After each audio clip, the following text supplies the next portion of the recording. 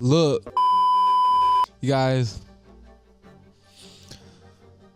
we need to talk about this, all right? This might be a little bit of a rant, but not really. Now, I know everyone knows about this already. So the actual fact that Team Cherry resurfaced again after years isn't really the topic I want to talk about. It's why. There's been a lot of discussion about why Team Cherry did this. But if you don't know, I guess. Now, what did they do? Team Cherry has been logging into Kickstarter a lot lately, which is basically the best news we have, even though it could mean absolutely nothing. But it's all we got. So, yesterday, Friday, the 14th of June, they decided to do a little bit more than just log in, all right? They decided to back an upcoming Metroidvania project titled Pipsqueak. It's about this, adorable little mouse. He's got, a big sword. It looks really cool, if you ask me. It has, a ton of additional platforming elements, I think, to it that, might be different from, something like Hollow Knight, I personally don't spend a lot of time in the Silksong subreddit. And if I do, I'm not really, trying to read all, the bullshit posts or whatever. Everyone's just angry and whatnot. I try to read just the stuff that's more, factual stuff, newsworthy. But I did notice the discourse a little bit on this topic, and everyone's speculating on why Team Cherry did this. And I thought it was time. I decided to let the dust settle a little bit, and now I want to clear it up for you guys. Now, for those of you who don't follow me on Twitter, which is pretty much everyone, I don't think anybody who has ever watched my videos follows me on Twitter besides two people and Rel and Primicon. But if you followed me on Twitter, you would have saw that Thursday the 13th, I kindly asked people to support Pipsqueak for my birthday this month, which is later this month. So clearly, Team Cherry was just trying to wish me a happy birthday, you guys. And now they just couldn't be too obvious about it. They didn't want to wish a Silksong creator a happy birthday. The world would blow up. I just wanted to say thank you, Team Cherry. It means a lot. But look, no, in all seriousness, I do have a topic of why they did this, right? That's just a joke. That's just a joke. I don't actually think they supported this because of my dumbass tweet saying this. I just do think it's funny that I tweeted the day before to support this game, and then the next day, Team Cherry, who I've been making videos on for 2 months, supports the game. It's pretty sick, right? But let's talk about why they actually did this. Look, there's so many good points to bring up about this. Team Cherry, or at least Left, obviously knows that anything they do online is going to be a YouTube story by either Primicon or me or some other person, whatever. So a good question to ask is, why would they support a game at a time like this? A lot of people have been asking that in the subreddit. It'd be amazing to think oh, wow, they're done with Silksong, right? They got time on their hands. They got time on their hands now. So they're gonna jam out some of these other Australian games. Another thing to notice is that they probably know this guy, so they wanted to support him as well. But then you got the other people, right? And they say this is Team Cherry's way of kicking us while we're down, which is absurd. But let's ask ourselves the real question, you guys. If Team Cherry wanted to support this game just because they like it, why didn't they do it privately or through another account or anonymously? Now, if you think about that, the only conclusion is that Team Cherry wanted to send us some sort of message through this, right? What is the message that they're sending?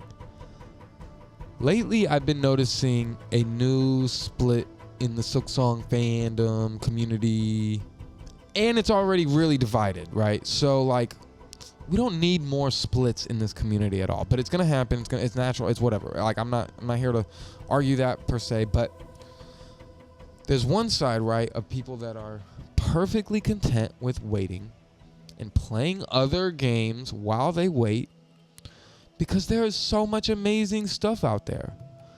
And yeah, it doesn't necessarily hit like Hollow Knight because it's not Hollow Knight.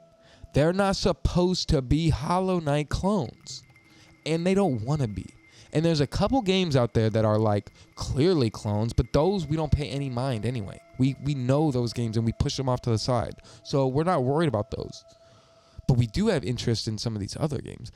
But there's a whole other side of the coin, right? Of people that just want Silksong so bad that they don't care about the other games, and they're not that willing to give other Metroidvanias a chance, like a real chance. Now, part of me really, I can agree with that. There's part of me that can't agree with that because a lot of games don't connect. You know what I mean? That's just gaming. There's millions of games out there. So like most games aren't going to connect with you. Like if you really think about it, most games aren't going to connect with you. And that's fine. But there are plenty of ones that do. So to like shut off like the, like the need for them is just kind of like not something that we need to do, Now, me, in instance, I have a favorite Metroidvania, and it's not Hollow Knight. My favorite Metroidvania is a game called Owlboy, right? I don't know if any of you guys have played it. It's amazing. I highly recommend it. And I may contradict all this by saying that Hollow Knight is my favorite game ever made.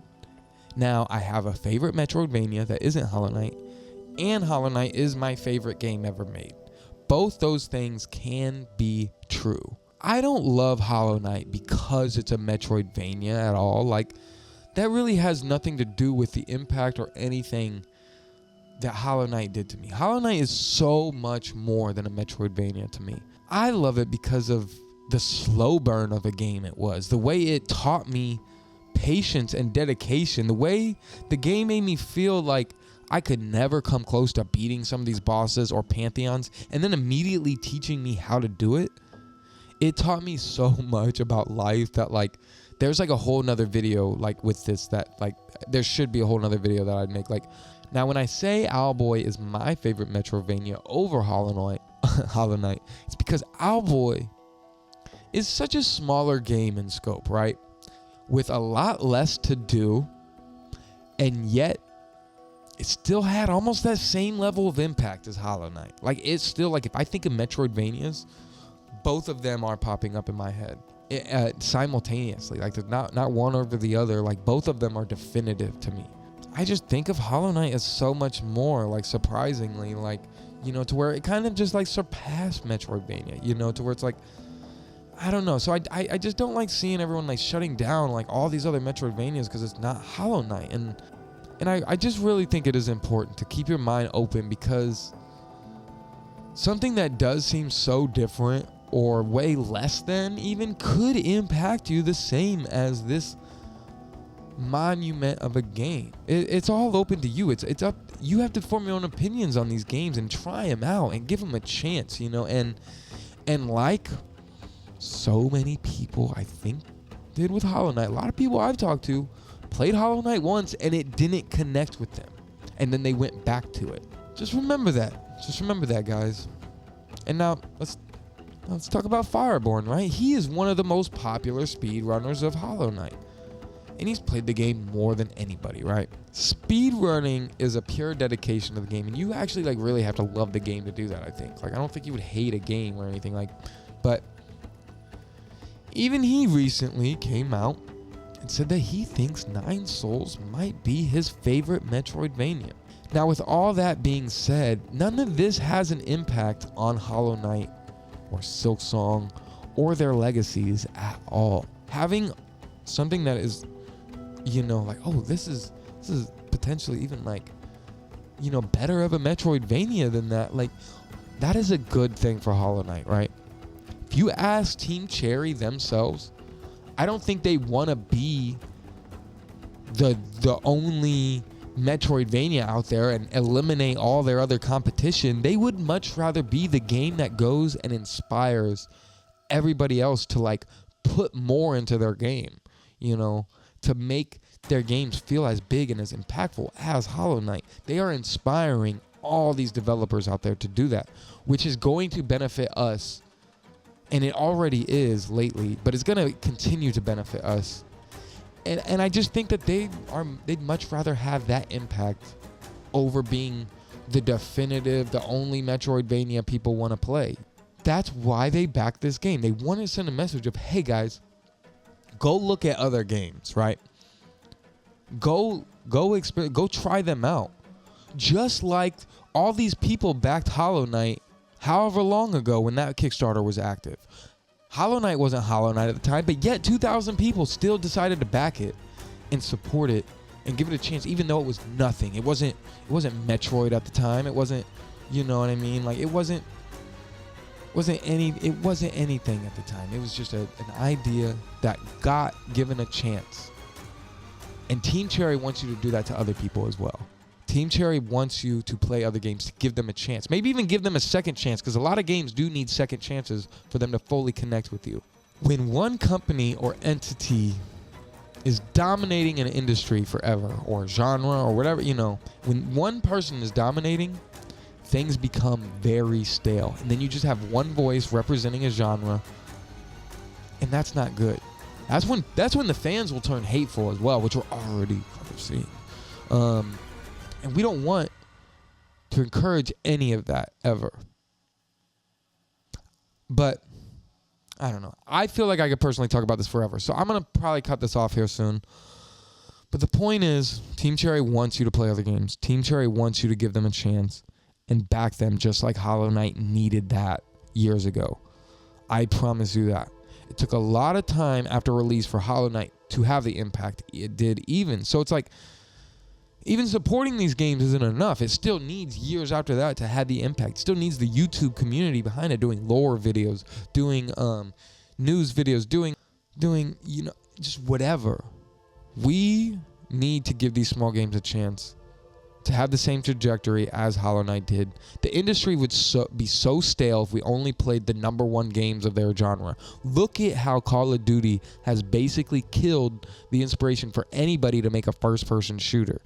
Like, there's only the few that, like, kind of last, like a Borderlands or something. You know what I mean? There's very few first-person shooters that are actually, and all of them get stomped on nowadays because of Call of Duty. And then, I don't know if y'all remember this. You know, I'm a little bit older, but in 2005, there were like 35 different sandbox-style games. But after GTA 4 and San Andreas and stuff, like, pretty much every company gave up. No one made it. Saints Row got killed. You know, they tried to come back like a little bit ago and they got killed. GTA and Call of Duty basically killed subgenres. As well of games as they are, as successful as they still are, they killed subgenres of gaming. And I don't think that's what Team Cherry wants. I don't think that's what they want at all. But bye, guys. Thank you all for supporting Pipsqueak for my birthday. If you did, I appreciate it. It means a lot. Thank you, Team Cherry, for wishing me a happy birthday. It means a lot. Hope you all have a good day. Sorry this isn't a Silksong Cope video, but I hope you all had a time anyway. But bye.